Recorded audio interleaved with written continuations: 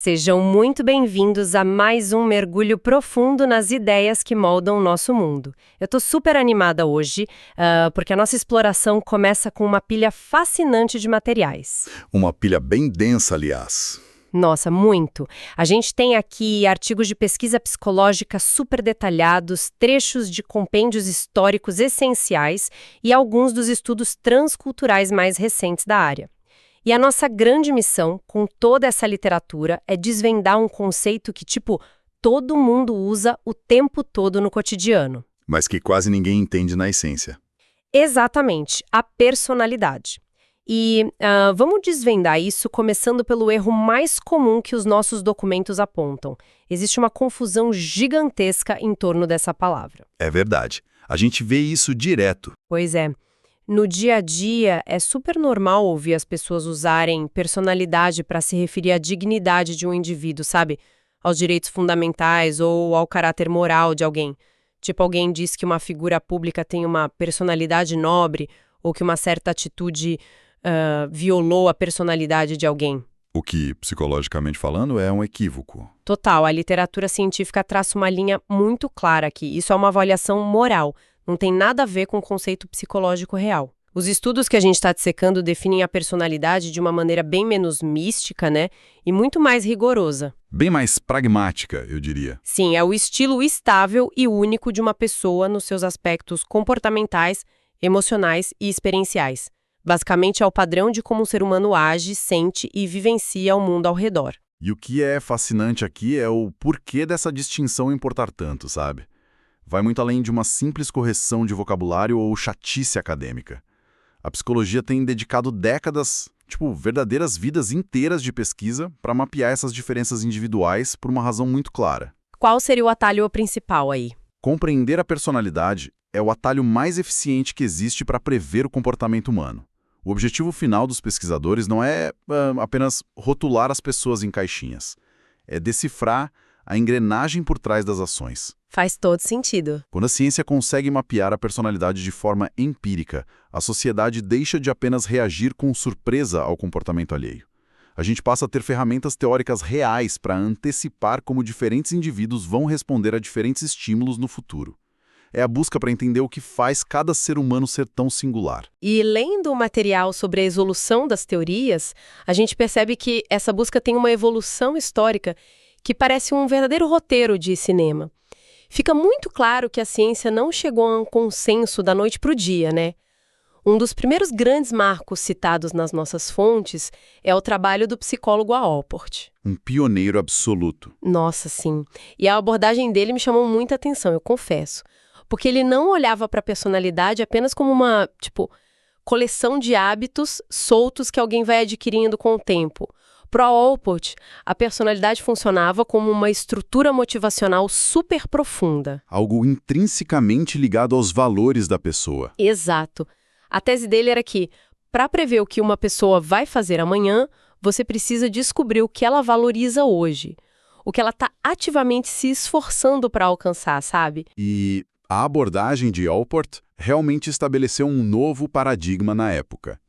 Ele categorizou essas características humanas, dividindo essa estrutura em dois grandes blocos. Primeiro, as características comuns. Que seriam as da cultura, né? Isso, são os traços culturais compartilhados por uma sociedade inteira. E o segundo bloco são as características individuais, que formam o estilo único de cada um. Mas a contribuição mais analítica dele, a grande sacada, foi criar uma hierarquia para esses traços individuais. Ele dividiu isso em 3 níveis de influência. Ah, os níveis são incríveis. O primeiro é dos traços cardeais, certo? Exatamente. O primeiro e mais impactante é o nível dos traços cardeais. E eles não são apenas traços fortes, são obsessões dominantes que moldam absolutamente tudo na vida de uma pessoa. Tipo uma força esmagadora mesmo. Uma força tão avassaladora que quase todas as atitudes do indivíduo podem ser rastreadas até esse traço. Por exemplo, uma necessidade extrema e incontrolável de acumular dinheiro, ou uma busca patológica e constante pela fama. Mas as fontes dizem que esses traços cardeais puros são bem raros. Muito raros. A maioria de nós não opera nesse nível de obsessão única. A grande maioria das pessoas opera no segundo nível, que é o dos traços centrais. Que seriam os blocos de construção fundamentais do nosso comportamento diário, não é? Pelo que o material descreve, a honestidade é um grande exemplo de um traço central. Perfeito. É algo que está presente em quase todos os seres humanos até certo ponto e guia uma grande parte das nossas interações. Mas não chega a ser uma obsessão devoradora como um traço cardial. Os traços centrais são a fundação da nossa personalidade do dia a dia. Certo. E aí a gente chega no terceiro nível proposto por Allport, que eu acho divertidíssimo porque introduz muita nuance, que são os traços secundários. O comportamento humano definitivamente não é um monólito. De jeito nenhum. Os traços secundários explicam aquelas reações que só surgem em circunstâncias muito, muito específicas. A analogia do material é ótima. Alguém pode ser amplamente calmo e pacífico como um traço central, mas ter uma irritação explosiva se alguém mastigar de boca aberta perto dela. Aquela irritação peculiar que só os amigos íntimos conhecem. É o gatilho específico, né? O Allport argumentava com muita razão que qualquer mapa da personalidade precisaria incluir esses traços secundários para refletir a verdadeira complexidade das nossas reações. Mas aí é que a coisa fica muito interessante. Avançando um pouco pelas pesquisas, a gente vê que essa complexidade toda do Allport ainda não era suficiente para alguns teóricos. A narrativa teórica dá uma guinada metodológica forte aqui. Principalmente com a chegada do Cattell. Sim, o psicólogo Cattell olhou para essa fundação construída pelo Allport e achou que o modelo carecia de granularidade matemática. Faltava número. A solução do Cattell foi expandir o modelo de uma forma vertiginosa. Ele criou um sistema com 16 fatores de personalidade. 16 fatores é muita coisa para medir. É uma expansão brutal. Ele elaborou um questionário super abrangente para tentar capturar todas as variações concebíveis do comportamento humano. A expansão numérica foi notável, mas a grande inovação conceitual que o Cattell trouxe foi a distinção entre traços de superfície e traços de origem. Isso, de fato, mudou a forma de investigar a mente. Como ele diferenciava os dois? Os traços de superfície são os fatores causais das respostas imediatas de uma pessoa. É basicamente o comportamento observável. Para usar uma analogia bem visual, os traços de superfície são as folhas e os galhos de uma árvore. O que está visível para todo mundo. Exato. Mas o Cattell argumentava que focar apenas nisso era superficial, como o próprio nome indica. A verdadeira personalidade estaria nos traços de origem. Que seriam as raízes. Isso, o sistema de raízes subjacente que nutre e determina o crescimento dessas folhas. Por exemplo, uma pessoa pode agir de forma extremamente sociável em um evento. A gente observa a sociabilidade, o traço de superfície. Mas a origem pode ser outra. Exatamente. O traço de origem por trás dessa extroversão aparente pode não ser uma extroversão genuína. Pode ser, na verdade, uma profunda necessidade de validação e aceitação social. O Cattell queria mapear a origem desse impulso. E ao olhar para o questionário de 16 fatores dele, essa tentativa de mapear as raízes gera pares que ilustram muito bem os nossos contrastes. Em vez de listar todos os 16 aqui, vale muito a pena destacar alguns espectros fascinantes que o material traz. Tem alguns contrastes muito reveladores ali. Demais. Por exemplo, a diferença entre alguém focado em ser tolerante à desordem versus alguém estritamente perfeccionista. Ou aquele espectro entre ser aberto a mudanças contra ter uma natureza fortemente tradicional. Tem também o contraste entre submisso versus dominante. Sim, e confiante contra vigilante, tem o relaxado contra o tenso também. É incrível, mostra o quão vasto é o território interno do ser humano. No entanto, lendo a progressão dos estudos, a gente percebe que outro psicólogo de muito peso, o Eysenck, olhou para isso tudo e achou esses 16 fatores um exagero total. O Eysenck era da escola de simplificar para aprofundar. E a abordagem dele vai para um caminho completamente diferente, não é? Ele puxa a personalidade de volta para as raízes biológicas e foca muito na saúde mental. A mudança de foco do Eysenck é um excelente exemplo daquele atrito que faz a ciência avançar. Ele argumentou que 16 fatores diluíam a essência da personalidade. Em vez disso, ele propôs uma estrutura muito mais concentrada, super baseada na biologia, contendo apenas 3 grandes dimensões. Só que dimensões muito intensas. Quais eram essas 3? A primeira dimensão é o eixo clássico da extroversão versus introversão. Ela separa os comportamentos altamente enérgicos e falantes daqueles naturalmente reservados e solitários. A segunda dimensão, Eysenck chamou de neurotismo. Que é um termo forte. Bem forte. Na teoria dele, esse fator engloba a suscetibilidade a sentimentos negativos intensos, ansiedade crônica, medo, inveja, solidão e flutuações drásticas de humor. E o terceiro fator, que é de longe o mais extremo do modelo dele, é o psicoticismo. Ele definiu isso como um padrão tipificado por agressividade latente e hostilidade interpessoal. São 3 pilares extremamente densos. O Eysenck acreditava que a posição de alguém nesses 3 eixos era quase totalmente determinada pela biologia, pela constituição física mesmo. Então, de um lado, a gente tinha o Cattell com 16 fatores super detalhados e do outro, o Eysenck com essas 3 dimensões biológicas massivas. E os artigos levantam um problema estrutural muito sério que afetava todos esses pioneiros da área. Todos eles. Qual era a falha? As teorias eram brilhantes? Eram, mas o método era o calcanhar de Aquiles de toda essa geração de psicólogos. A grande crítica científica aos modelos de Alport, Cattell e Eysenck é que eles careciam de uma análise empírica sistemática e, principalmente, imparcial. Faltava isenção. Exato.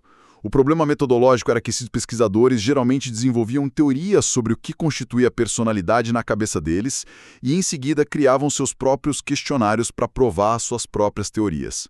Havia uma circularidade inerente no processo todo. O famoso viés de confirmação. Perfeitamente. O campo da psicologia precisava desesperadamente de um método para descobrir quais traços realmente demonstravam diferenças consistentes e universais. E eles precisavam fazer isso sem depender das noções pré-concebidas do criador do teste. E é exatamente nesse impasse que o nosso material de origem apresenta uma das histórias de bastidores mais incríveis da psicologia moderna. Eu fiquei impressionada com essa parte. A solução para esse viés dos pesquisadores não veio de um laboratório de biologia com equipamentos caros, veio do dicionário. A revolução das palavras. Sim, a chamada revolução das palavras. O grande destaque aqui vai para o trabalho hercúleo do professor Norman, lá na Universidade de Michigan, na década de 60. Hoje em dia, a gente usaria uma inteligência artificial para ler milhares de textos em segundos, mas as anotações mostram que o Norman passou quase um ano inteiro fazendo isso na mão, na era pré-computação moderna. É difícil até de imaginar. Muito difícil. Ele fez um levantamento manual e sistemático de todas as palavras no idioma inglês que descreviam diferenças de comportamento. A lógica por trás disso, que ficou conhecida como a hipótese lexical, é brilhante na simplicidade dela. A premissa é: se um traço de personalidade é realmente importante para a condição humana, a sociedade invariavelmente vai inventar uma palavra para descrever ele. É uma premissa muito elegante. E transferiu todo aquele poder de definição que ficava trancado nos laboratórios diretamente para a cultura humana, consolidada ali na linguagem. E o trabalho incansável do Norman em agrupar esses milhares e milhares de adjetivos deu frutos incríveis. Ele chegou em 5 grupos, certo? Isso resultou na identificação de 5 grandes dimensões, onde as palavras pareciam sempre convergir, não importava como ele agrupasse. Esses foram os 5 traços originais da teoria que moldaria todo o futuro da área. Vamos detalhar esses 5 originais do Norman? O primeiro grupo de palavras definia a polaridade clara entre extroversão e introversão. O segundo agrupamento apontava para a amabilidade. Isso mede o quanto uma pessoa tende a ser compassiva e cooperativa em contraste com desconfiada e antagonista. O terceiro traço foi a conscienciosidade. O que não tem a ver com apenas estar consciente. Boa distinção. Não deve ser confundida com mera consciência. Trata-se do nível de autodisciplina, organização, foco em objetivos e a preocupação do indivíduo com o impacto do próprio comportamento nos outros. A quarta dimensão isolada por ele foi o neuroticismo, capturando todas aquelas palavras ligadas à instabilidade emocional e reatividade a estresse. E o quinto fator foi nomeado como abertura à experiência. O detalhe histórico curioso que o material traz é que o Norman inicialmente via essa última dimensão quase como uma medida de inteligência. Não é. É verdade.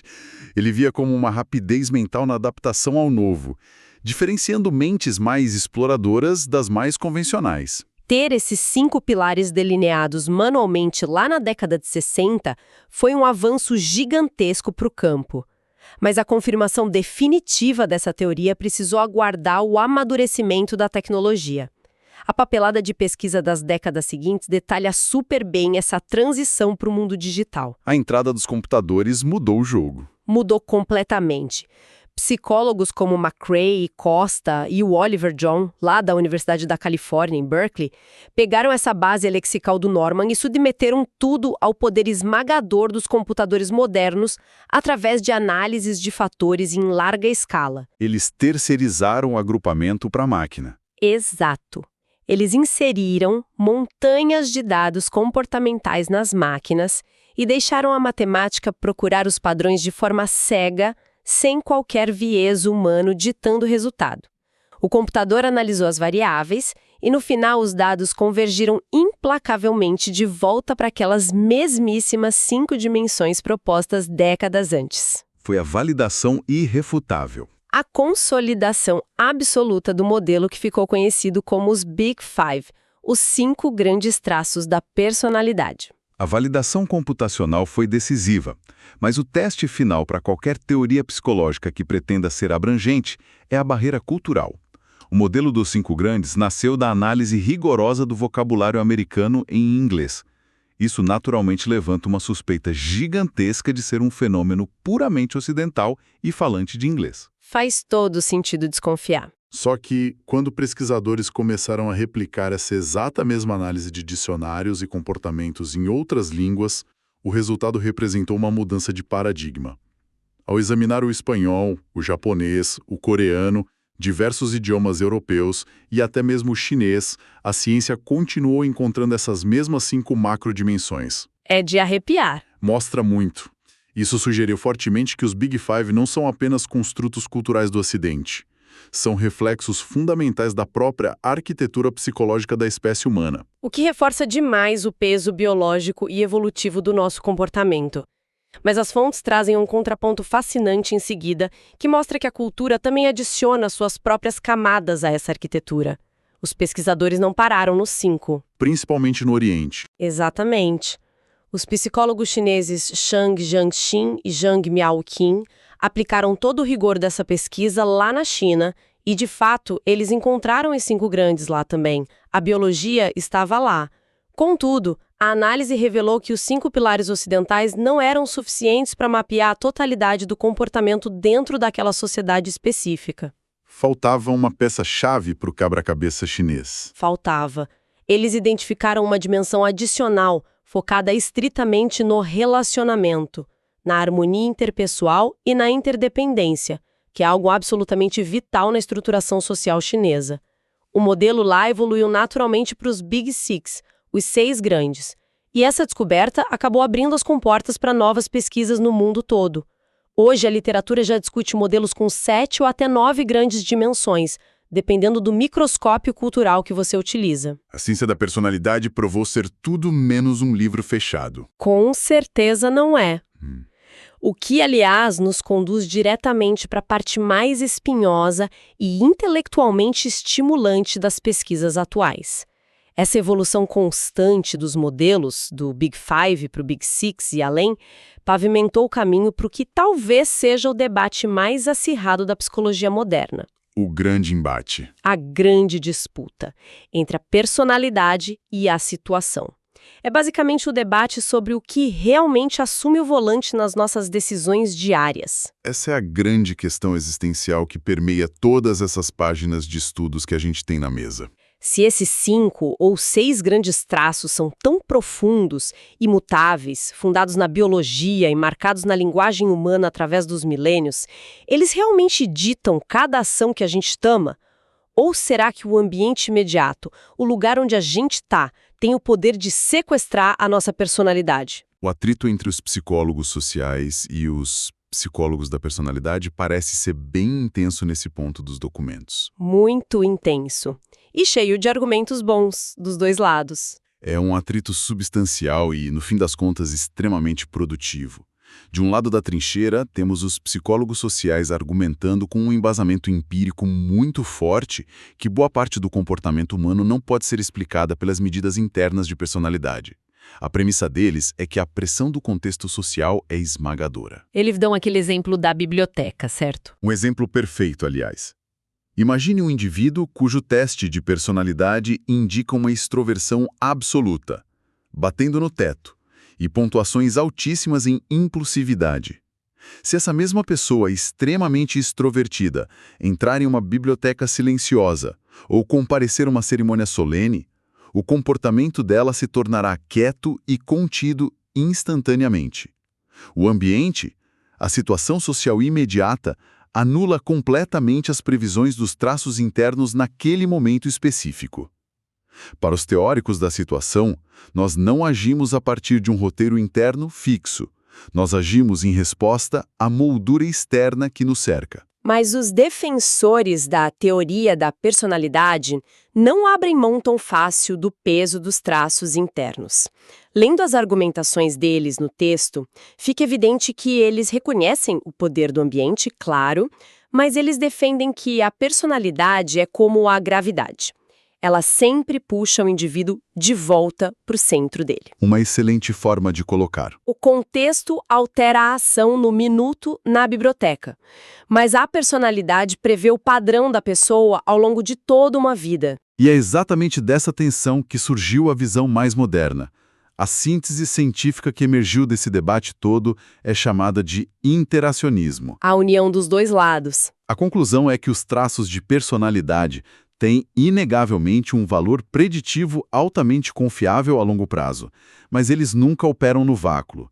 Existe uma negociação ininterrupta, constante, entre a inclinação natural da pessoa e as regras não ditas do lugar onde ela se encontra. E é no meio dessa negociação constante que os documentos trazem à tona um conceito psicológico que eu achei brilhante: o conceito da desejabilidade social. A pesquisa revela que, na maior parte do tempo que estamos acordados, o comportamento humano ajusta seus traços naturais na direção do que é socialmente desejável e valorizado pelo grupo ao redor. A gente se ajusta para caber. Sempre. Nós calibramos a nossa extroversão, nós mascaramos o nosso neuroticismo quando precisamos e nós forçamos a nossa amabilidade. E fazemos tudo isso não apenas por quem somos no íntimo, mas por uma necessidade visceral, muito humana, de aceitação social. O que amarra perfeitamente o arco dessa nossa exploração profunda de hoje. O mapa da personalidade revelou-se imensamente mais intrincado e vivo do que aquela simples noção cotidiana de avaliar o caráter moral de alguém. Vimos como a ciência tentou dissecar as motivações subjacentes com um Allport e sua hierarquia de valores. Passamos também pela tentativa colossal do Cattell de mapear aquelas 16 raízes profundas. Apenas para ver Eysenck enxugar tudo em 3 grandes fundamentos biológicos mais tarde. E acompanhamos o triunfo da hipótese lexical, que usou as palavras que a humanidade forjou ao longo dos séculos para revelar os 5 grandes traços. Dimensões que provaram ser capazes de transcender idiomas e fronteiras culturais. Mesmo considerando as nuances descobertas lá no Oriente que nos trouxeram 6 grandes e as expansões atuais. A personalidade é um espectro poderoso e quantificável que molda nossa caminhada. E essa descoberta fundamental de que esse espectro poderoso é constantemente moldado pela pressão da desejabilidade social serve como um excelente ponto de encerramento crítico para nós. O consenso de que os nossos traços operam em constante adaptação à cultura e ao contexto ilumina muito o quão complexa é a nossa existência diária. Nós carregamos bagagens biológicas e lexicais inegáveis, isso é fato. Mas a expressão contínua dessas bagagens passa o tempo todo pelo filtro invisível das expectativas alheias e da nossa busca por pertencimento em qualquer grupo em que estamos inseridos. Isso abre portas para reflexões ainda mais profundas, que talvez não estivessem disponíveis de forma tão clara para os pesquisadores da década de 60. Pensa comigo. Se a essência humana passa tanto tempo sendo filtrada, calibrada e mascarada para atingir essa desejabilidade social no mundo físico e presencial, o que acontece quando a gente olha para as nossas interações digitais de hoje? É um campo totalmente novo. Totalmente novo. Os algoritmos contemporâneos e a inteligência artificial analisam pegadas digitais cruas. O que é clicado de madrugada, quanto tempo os nossos olhos focam em um determinado conteúdo antes de rolar a tela, as reações impulsivas que a gente tem sem o filtro da sociedade presencial nos vigiando. Fica a reflexão para quem está acompanhando o nosso mergulho profundo. Será que ao remover o peso imediato do julgamento presencial, as máquinas que rastreiam comportamentos digitais não estariam já mapeando os nossos verdadeiros 5 grandes com uma precisão muito maior do que qualquer questionário que a gente responde conscientemente sobre nós mesmos? Uma reflexão pesada para a gente terminar. Fica o questionamento no ar sobre onde realmente reside a nossa personalidade mais autêntica. Agradecemos demais pela companhia intelectual de sempre ao longo dessa extensa jornada pela mente humana. E até a próxima exploração.